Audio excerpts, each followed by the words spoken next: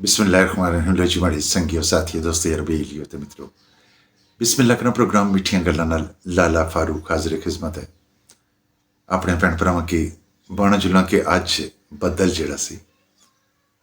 बिल्कुल जनाब चंगा तगड़ा बदल होया लेकिन इस बदलै सच्ची गल है बहुत सारे राज न जेह्ड़े मैं कई दफ़ा सोचना होना कि कदै बदल ना होवे ते साड़ियां तां नालियां अट्टी जान बिल्कुल और जिल्लै बदल बंद होना काफ़ी सारियां नालियां जेह्ड़ियां ओह् साफ भी होई जानियां लेकिन जिन्हां जगह पर नालियां नहीं बनदियां या सड़कां नहीं बनदियां उत्थे तक कचकान मची जाना वै बुनियादी तौर ते एह् पानी है जेह्ड़ा इसने कोई शक नहीं है कि सड़कों की नुकसान उस वक्त देना जिस वक्त सड़क ने नाली ना होवे खैर माड़े म्हल्ले तो नाली ना नाली बनती भी है तो ना सड़क बनती भी है असा तो इस तरह गुजारा करने फिर लेकिन जिथे भी अज मीरपुर तकिया गया ना बेशुमार जगह पर नालियां जेह्ड़ियां ओह् बंद सन अट्टियां सन या नाली है ही नहीं सी उत्थे और सड़क सी जेह्ड़ी ओह् तबाह बर्बाद होनी पई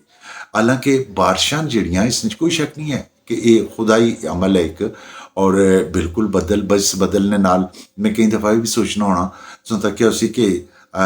मौसम है जेह्ड़ा ये बारिशां दा नहीं है इसलिए कणकां के हत्थ पेई गए और जिन्ना जगह पर कणकां के हत्थ पेई गए इसका मतलब है कि अनाज ना जेह्ड़ा सिलसिला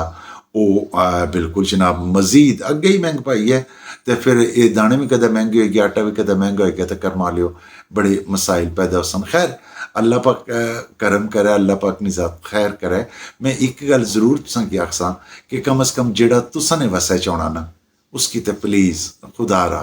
इंसाफ नाल और ईमानदारी नाल करी छोड़िया करो